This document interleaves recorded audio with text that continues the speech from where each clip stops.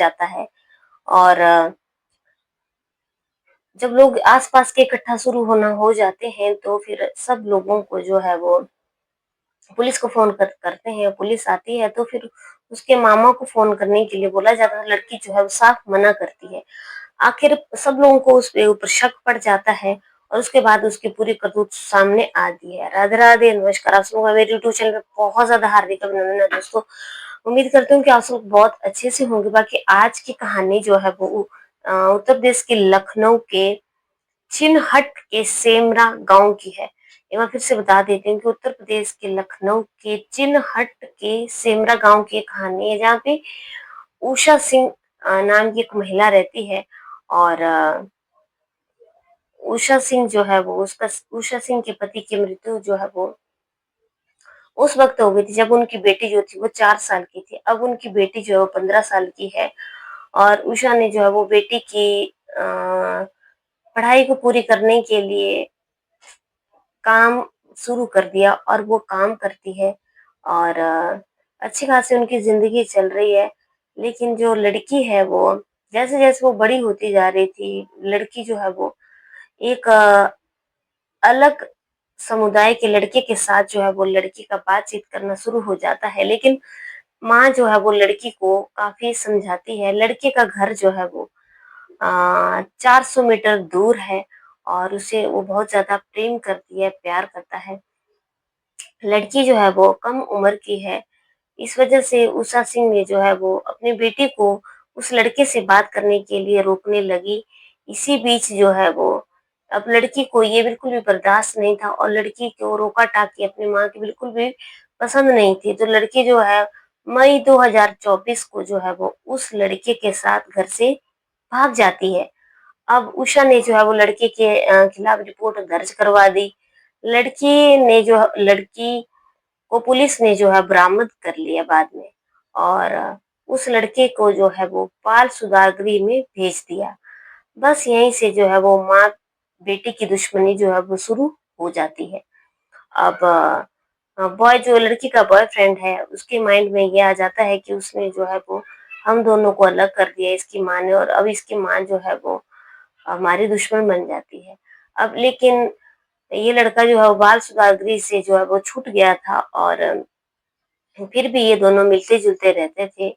लेकिन लड़के को ये लगता था कि उसने जो है वो इसकी प्रेमिका को दूर कर दिया है। अब क्या था कि अब ये लड़की जो है वो उसके दिल में भी उस लड़के ने ऐसी-ऐसी बातें भर दी थी कि लड़की जो है वो अपनी माँ को देखना बिल्कुल पसंद नहीं करती थी। इस लड़की को जो है वो 7 सालों के बाद ये लड़की माँ से हुई थी और माँ ने जो है पूरे गाँव में मिठाइयाँ बाँटी थी। बड़ी मन्नतों के बाद ये लड़की पैदा हुई थी। अब क्या होता है कि सोम ये लड़की क्या करती है कि जैसे ही खाना खाते हैं, खाना खा कर के सब सो जाते हैं, माँ भी सो जाती है, बेटी भी सो जाती है। बाद में बेटी जो है वो अपने प्रेमी को फ़ोन करती है और वो आ जाता है। जैसे ही वो आ जाता है और घर में आकर के माँ का गला दबा देते हैं और माँ को हमेशा-हमेशा के लिए मौत की नींद सुला देते हैं। अब जैसे ही माँ खत्म हो जाती है, तो प्रेमी जो होता है वो वहाँ से भाग जाता है और ये जो बेटी होती है, ये ज़ोर-ज़ोर से वहाँ पे रोना शुरू कर देती है। जब ये रोना शुरू कर देती है तो पड़ोसी इकट्ठा हो जाते हैं और फिर पड़ोसी पूछते हैं कि आखिर ऐसा क्या हुआ? लेकिन वो लड़की कुछ भी नहीं बताती है, कहती है कि पता नहीं उसकी माँ को जो है वो कोई यहाँ पे आकर के मार के चला गया। अब क्या होता है कि पुलिस को फ़ोन किया जाता है, पुलिस भी आ जाती है। लेकिन लड़की के मामा का नाम रवि है और अब सब लोग बोलते हैं कि इसके मामा को फ़ोन करके बुलाया जाए, लेकिन लड़की साफ मना कर रही होती है कि मामा को मत बुलाओ। क्योंकि मामा को जो था उस लड़की की करतूत का सब कुछ पता था। अब लड़की के मामा को बुलाया जाता है और लड़की का मामा रोते हुए कहता है कि अगर मुझे ये पता होता तो मैं ये कभी भी होने नहीं देता।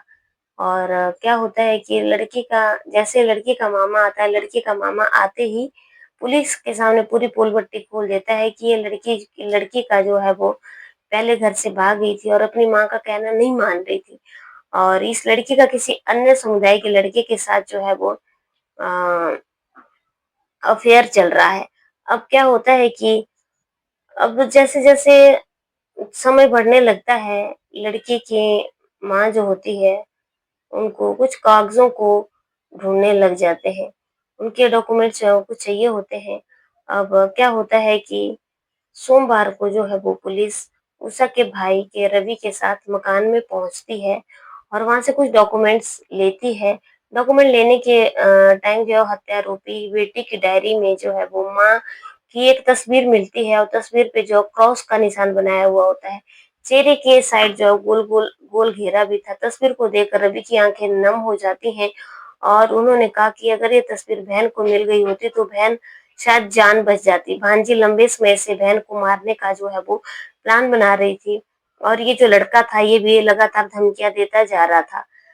अब ये जो मामा होता है ये बताता है कि जब ये थाने पहुँचा तो पुलिस जो है वो सारी तहकीकात करने लग जाती है और जब इस लड़की से पूछताछ की जाती है तो लड़की अपना पूरा गुनाह जो है वो कबूल कर लेती है। अब लड़की को भी और इसके प्रेमी को भी जो है पुलिस अरेस्ट कर लेती है।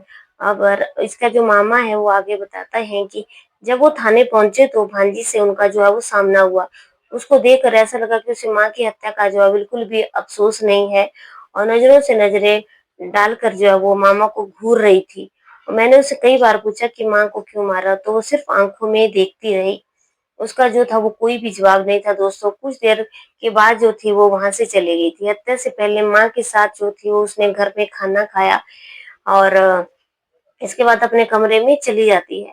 रोज़ाना की तरह जो है वो मोबाइल चलाने लगती है और इसी जैसे वो उसका प्रेमी जो है उसको निर्देश दे रहा था, वो वैसे-वैसे ही काम कर रही थी। अब क्या होता है कि जब ये लड़की पैदा हुई थी तो माँ जो थी वो बहुत ज़्यादा खुश थी। उषा माँ का नाम उषा होता है। उषा की शादी जो है दोस्तों 2001 में हुई थी। इसके बाद जो है वो उसने बहुत सारी मन्नतें की थी, बहुत सारे मंदिरों में गई थी। करीब 7 साल के बाद जो है वो ये लड़की पैदा हुई थी। अब ये जो मामा होता है ये बताता है कि बहन और जीजा जो है वो बेटी की सारी माँगों को पूरी कर देते थे। जब ये बेटी 4 साल की तो जीजा एक्सपायर हो गए थे और बहन जो थी उसकी कोई भी कमी महसूस नहीं होने देती थी। लेकिन ये लड़की जो थी वो गलत हाथों में पड़ गई इसलिए जब ये 9th क्लास में थी तो बहन ने जो है वो मतलब इसकी माँ ने जो है वो 9वीं क्लास में इसका स्कूल को छुड़वा दिया था और खुद जो है वो काम करने लग गई थी क्योंकि ये लड़की जो है वो इस लड़के के साथ मिलती थी। लड़के का घर जो है वो महज़ 400 मीटर जो है वो यहाँ से दूर था। अब पुलिस जो है वो लॉकअप में लड़की को और उसके बॉयफ्रेंड को ले जाती है और ये पूरी रात भर चुपचाप बैठे रहते हैं।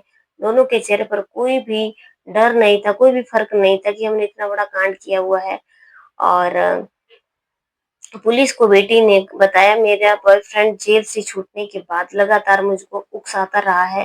कहता था कि तुम्हारी माँ ने हमें अलग किया है और जेल भिजवाया है। हमको उसका बदला लेना चाहिए। पहले तो मैं नज़रअंदाज करती रही लेकिन फिर उसके बहकावे में आ गई। वहीं लड़के ने भी अपना जुर्म कबूल कर लिया। उसने पुलिस को बताया कि लड़की की माँ हमारे प्यार में बाधा बन रही थी और मेरे खिलाफ केस दर्ज करवा करके मुझे जेल भिजवाया था। इसके बाद से ही मुझे वो खटक रही थी। अब हत्या करके मैंने पूरा बदला ले लिया। अब ये जो लड़का है इसके घर में भी कोई नहीं है, सिर्फ़ एक माँ है। माँ भी जो है वो उसकी पैरवी करने जो थी वो नहीं आई थी और किसी को उसका कोई भी माँ लड़के का कोई भी दुःख नहीं था कि उनका लड़का जो है वो जेल में चला गया है। फिलहाल दोस्तों इस लड़की ने इस लड़के के कहने पे अपनी माँ को मौत के घाट उतार दिया जो कि बहुत ही गलत किया। अब इस लड़की का इस दुनिया में कोई भी नहीं रहा। किसी के बहकावे में आकर के कभी भी ऐसा नहीं करना चाहिए क्योंकि माँ से बड़ा इस दुनिया में कोई भी नहीं होता है। ऐसे अपराधियों को कड़ी से कड़ी सज़ा मिलनी चाहिए। आपका क्या सजेशन है? आप कमेंट में ज़रूर भेजना। कल की कहानी में आप लोगों से फिर से मिलते हैं। जय हिंद, जय भारत।